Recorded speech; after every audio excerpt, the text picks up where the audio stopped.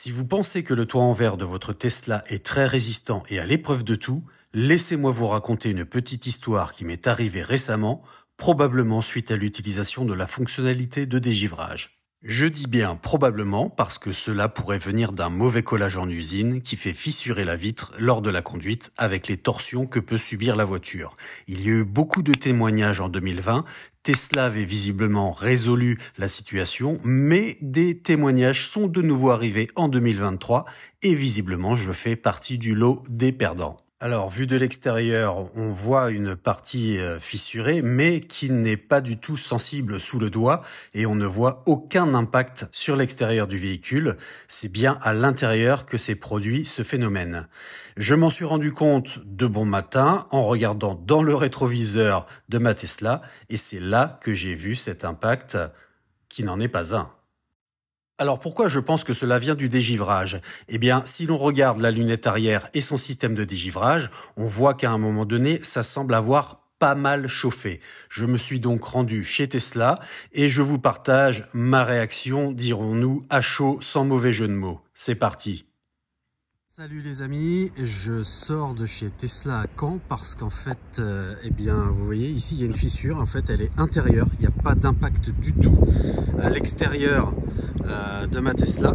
Voilà, c'est donc le toit panoramique et en fait, eh bien, quand on va à l'intérieur du véhicule, on peut constater qu'au niveau du système de dégivrage, voilà, le système de dégivrage, vous voyez ici visiblement ça a cramé. Voilà, et ça a créé un impact à l'intérieur, voilà, sur le toit panoramique. Donc je demande un entretien puisque Tesla ne peut rien faire dans la concession, il faut passer par l'application. Donc j'espère que ce sera pris en garantie puisque ma Tesla date d'août 2023. Et clairement, voilà, au niveau du dégivrage arrière, là, quand on voit que ça a cramé ici, je pense que la fissure est liée au dégivrage. Et donc, il n'y a pas de raison que ce ne soit pas pris en compte. Alors là où ça me gêne un petit peu, c'est que malheureusement, j'ai fait teinter ma vitre arrière. Et j'ai bien peur que cette teinte, eh bien, ne soit absolument pas prise en compte par Tesla parce que évidemment, c'est pas d'origine. Donc je suis allé voir juste avant la société qui a posé mes vitres. Alors ça ne leur est jamais arrivé, ils n'ont jamais vu ça, évidemment. Tesla, je ne sais pas s'ils ont déjà vu ça, je ne sais pas si vous avez déjà eu ce genre de problème. Mais là, clairement, l'impact, il est juste énorme, vous voyez. Ça a vraiment fissuré la vitre.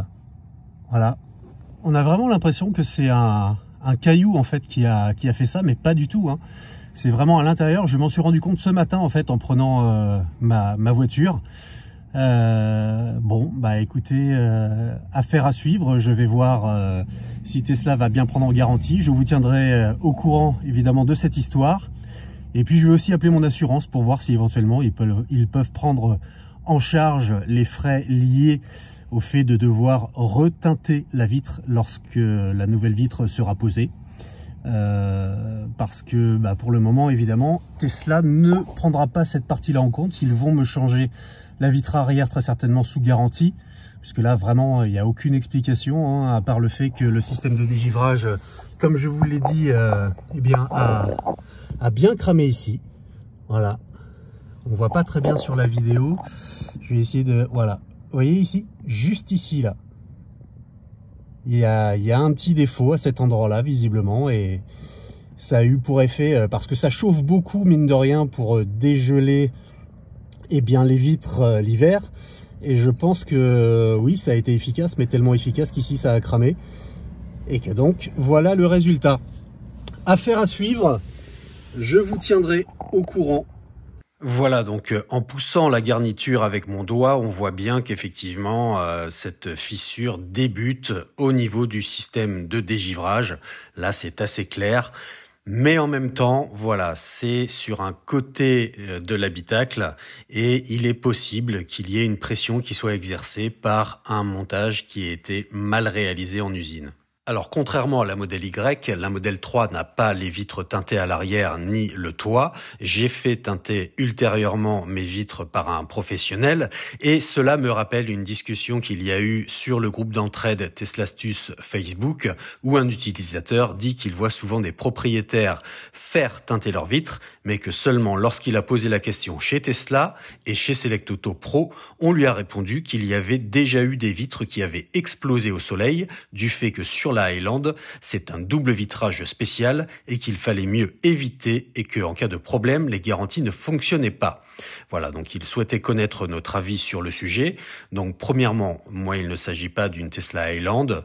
Deuxièmement, il y a eu des utilisateurs qui ont rencontré ce problème et Tesla a bien pris en garantie le changement de vitre. Ça n'est certainement pas dû à la partie vitre teintée ultérieure, puisqu'en fait c'est juste un film qu'on applique, mais on a un autre utilisateur justement qui lui a répondu à cette question, qui disait qu'il était professionnel dans les vitres teintées pendant des années et que le film solaire n'a aucune incidence sur le double vitrage, ou alors la qualité du double vitrage est nulle, mais il a un doute.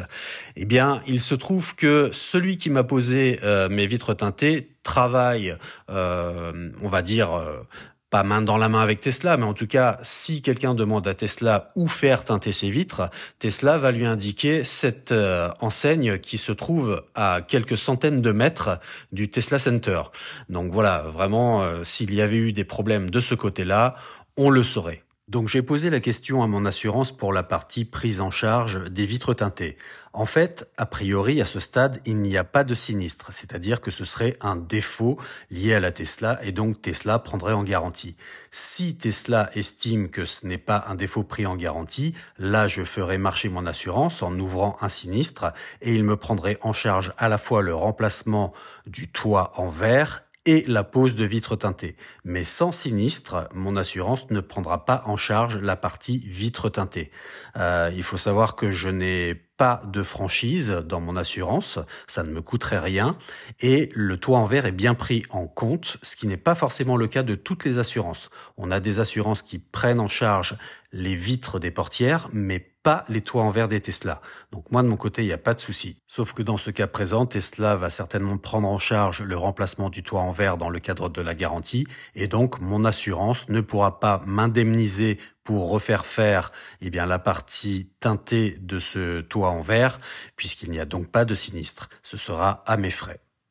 Alors évidemment, la question se pose de savoir si, à mes frais, je vais reteinter le toit en verre de ma Tesla. J'étais justement garé à côté d'une Highland lorsque je suis allé au Tesla Center et on voit que la partie du haut est bien teintée, c'est juste la lunette arrière en fait qui ne l'est pas. Et je pense que si défaut il devait y avoir de nouveau, je préfère éviter les frais afin que cela ne recommence pas une ultime fois. Donc évidemment, le Tesla Center m'a demandé de passer par l'application pour faire une demande d'entretien, puisque ce n'est pas directement en concession que l'on va répondre à votre problème. Il va falloir donc créer une demande d'entretien et en l'occurrence préparer le rendez-vous. Donc là, j'ai pu avoir une date pour le 20 décembre à 8h30. Donc je vais valider cette demande, je vais planifier un entretien.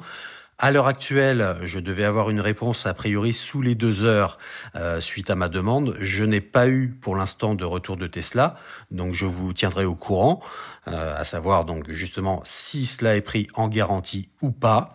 Et puis voilà, on aura accès aux différentes étapes. Si vous ne connaissez pas le principe, on a la préparation du rendez-vous, on a la possibilité d'avoir des notifications, de préparer le dépôt lorsqu'on va la déposer justement au Tesla Center pour la prise en charge et on aura un suivi des travaux, le règlement éventuel et puis voilà la prise en charge totale. Enfin, l'application est très bien faite pour ça, il n'y a aucun problème. Donc je reviendrai vers vous quand j'aurai plus d'informations, à savoir donc si Tesla a pris en compte en garantie le changement du toit en verre, si effectivement c'était bien un défaut d'assemblage ou un défaut du dégivrage.